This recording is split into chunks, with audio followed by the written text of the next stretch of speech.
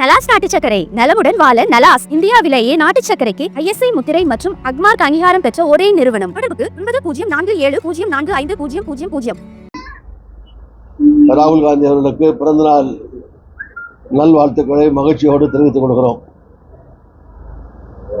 புதுக்கோட்டை மாவட்டத்தில் திராவிட முன்னேற்ற கழகத்தினுடைய மூத்த தலைவராகவும் அறந்தாங்கிலே நான் போட்டியிடுகிற போது எனக்கு மாற்று எதிர் வேட்பாளராக திராவிட முன்னேற்ற கழகத்தின் சார்பில் 2 முறை போட்டியிட்டவருமான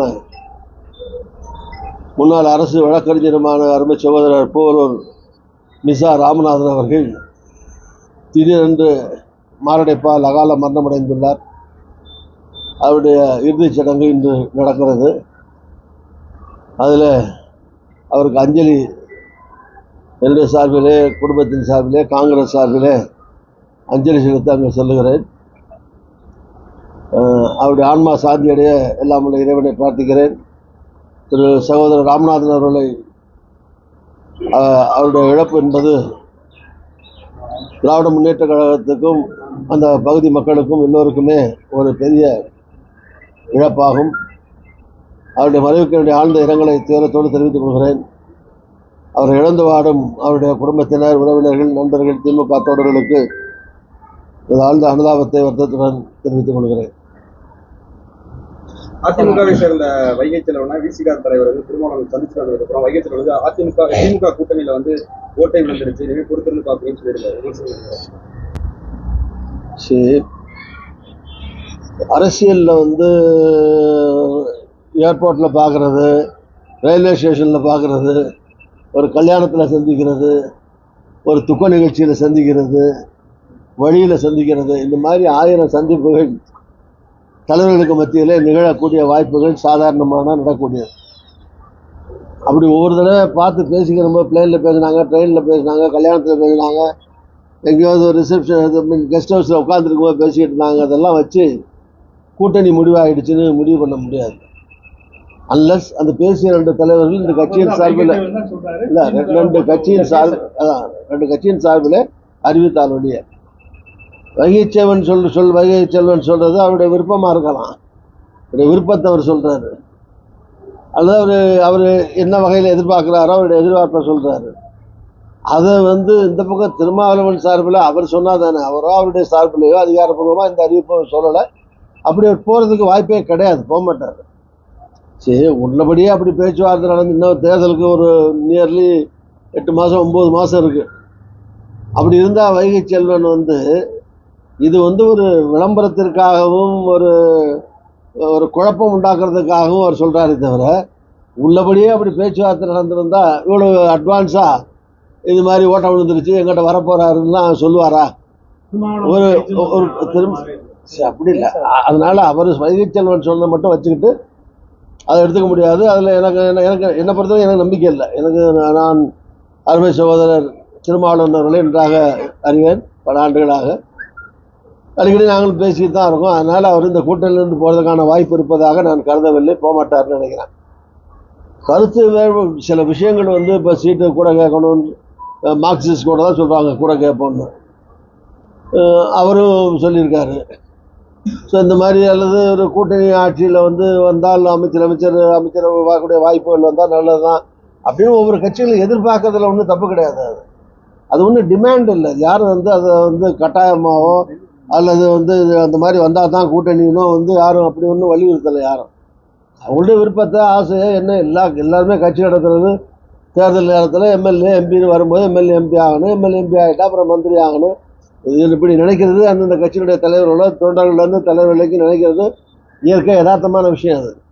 அதனால் அப்படி விருப்பத்தையோ அல்லது ஒரு எண்ணத்தையோ அல்லது கட்சி சார்பில் தொண்டர்கள் சொல்கிற கருத்தை தலைவர்கள் பிரதிபலிக்கிற வகையை வச்சுக்கிட்டோ இது ஒரு நிர்பந்தம்னோ கண்டிஷன்னோ முரண்பாடுன்னோ கருத்து வேறுபாடுன்னோ உடஞ்சிருச்சுன்னோ சொல்ல முடியாது. முருகன் மாநாடு மதுரையில் 22ஆம் தேதி நடக்குது. இந்த மாநாட்டுக்கு பிறகு 2026 எலெக்ஷன்ல பிஜேபி ஆட்சிக்கு கொண்டு வந்துட்டாங்க. அவங்க தரப்பு சொல்றாங்க, நம்ம தரப்பு எதிர்ப்பு சொல்லியிருக்காங்க. முருகன் மாநாடு இல்லைங்க, இந்துத்துவாவை அடிப்படையாக வச்சுட்டு நடத்தக்கூடிய கட்சி தான் பிஜேபி. அதெல்லாம் தெரிஞ்ச உண்மைதான். அதனால அவங்க வந்து தேர்தல் நேரத்தில் இந்த இந்துத்துவா கன்சாலிடேஷனுக்காக அவங்களெல்லாம் ஒருமுகப்படுத்துறதுக்கோ ஒன்றா சேர்க்கறதுக்கோ அந்த முயற்சியாக அவங்க இதை வந்து முருக பக்தர்கள் மாநாடுங்கிறத ஒரு கருவியாக அவங்க பயன்படுத்துவதற்காக செய்யலாம். பட் முருக பக்தர்கள் முருகனை கும்பிடுறவங்க வந்து பிஜேபியில் மட்டும்தான் இருக்காங்களா? முருகனை கும்பிடுறவங்க எல்லா கட்சியிலையும் இருக்காங்க. காங்கிரஸ் இருக்காங்க, கம்யூனிஸ்ட் இருக்காங்க, திமுகவில் இருக்காங்க, அதிமுகவில் இருக்காங்க. ஸோ எல்லா கட்சிகள்லையும் தெய்வ நம்பிக்கை உள்ளவர்கள் அல்லது இறைவனை முருகனை வழிபடுறவங்க, இயேசுவை வழிபடுறவங்க, அல்லாஹ் வழிபடுறவங்கன்னு அவங்களோட மத நம்பிக்கைக்கு ஏற்ப இருக்காங்க. இந்துக்கள்லாம் எல்லா இந்துக்களும் பிஜேபியில் இல்லை என்ன. அதனால முருக பக்தர்கள் மாநாடு போடுறதுனாலே தமிழ்நாட்டில் இருக்கிற இந்துக்கள் பூரா அங்கே போய் அப்படியே அது வந்து பிஜேபி ஓட்டு வங்கியா மாறி பிஜேபியா முருக மாநாடு முருகன் வந்து அருள் கொடுத்து அந்த அருளால் வந்து ஆட்சி பிஜேபி ஆட்சியை வந்துடும்லாம் நினைச்சா அது என்ன சொல்றது? மூட நம்பிக்கை என்ன சொல்றது? வேற ஏறின சொல்ல முடியும். அதனால அவங்க முருக மாநாடு போடுறதுல எனக்கு ஒன்றும் ஆட்சேபனை இல்லை. அவங்க முருக மாநாடு போடட்டும், பிள்ளையார் மாநாடு வருஷம் பிள்ளையார் சேர்த்து நடத்துவாங்க. இப்படி அதே மாதிரி இப்போ பிள்ளையாரோட சேர்த்து அண்ணனுக்கு நடத்துனாங்க, இப்போ தம்பிக்கு நடத்துகிறாங்க. நடத்தி சிவனுக்கு உங்கள் அப்பாவை கூட நடத்திட்டு போகட்டும். அது ஒரு பிரச்சனை. நமக்கு ஒன்றும் கருத்து வேறுபாடு கிடையாது. இல்லை என்ன, நான் எல்லாமே நான் கூட முருகனை கும்பிடுவேன். அதுக்காக நான் போய் எல்லாம் நாங்கள் அது மாதிரி காங்கிரஸில் கணக்கு இல்லாமல் இருக்காங்க. திமுகவில் எத்தனை பேர் கோயிலுக்கு போகிறாங்க, பழனிக்கு போகிறாங்க. அதனால எல்லாரும் போய் மாநாடு போட்டதுனாலே ஓட்டு போட மாட்டாங்க. ஏற்கனவே நாட்டு தேசத்தில் வந்து ராமர் கையில் இருக்கு. அவங்க வந்து வெற்றி பெற்று 11 ஆண்டுகள் வந்து ஆட்சியில் கண்டினியூஸாக இருக்காங்க.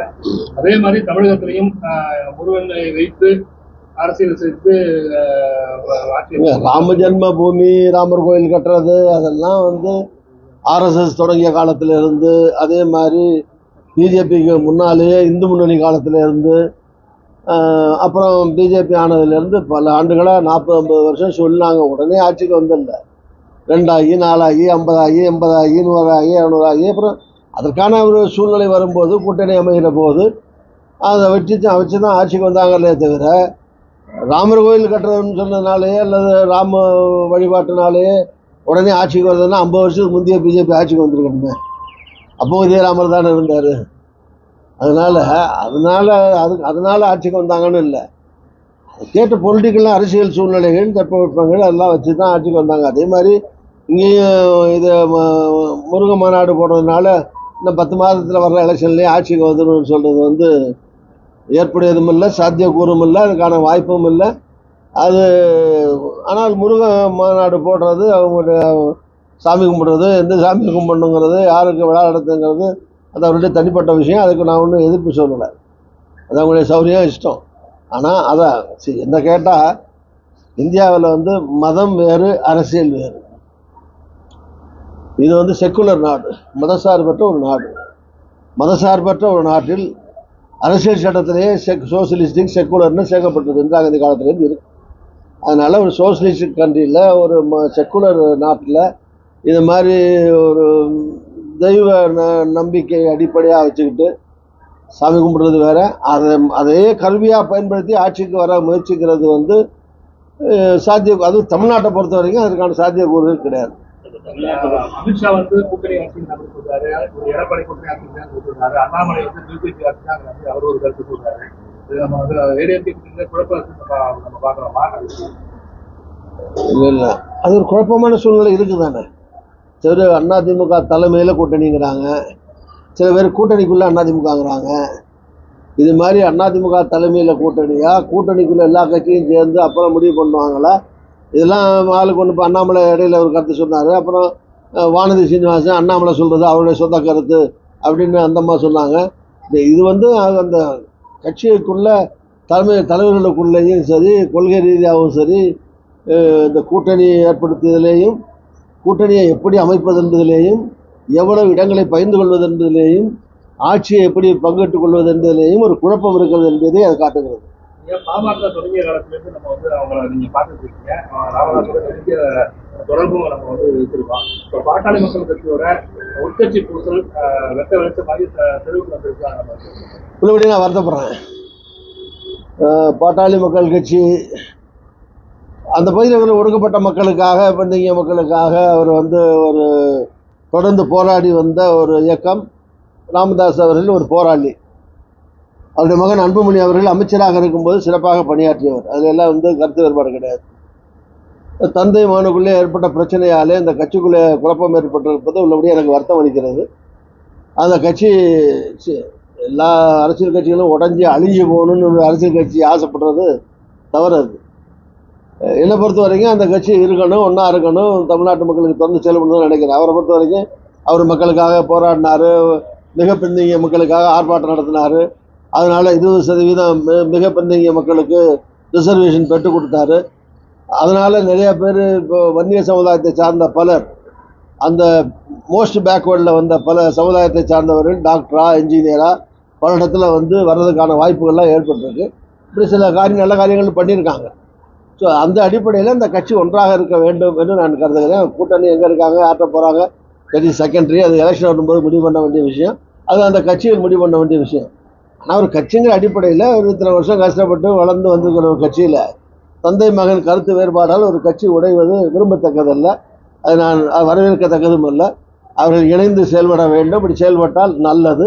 அந்த சமுதாய மக்களுக்கு, வன்னிய சமுதாய மக்கள், அவங்க பின்னாடி அவங்களை நம்பி இருக்கிற வன்னிய சமுதாய மக்களுக்கும் அது நன்மை பயக்கும் என்று நான் கருதுகிறேன்.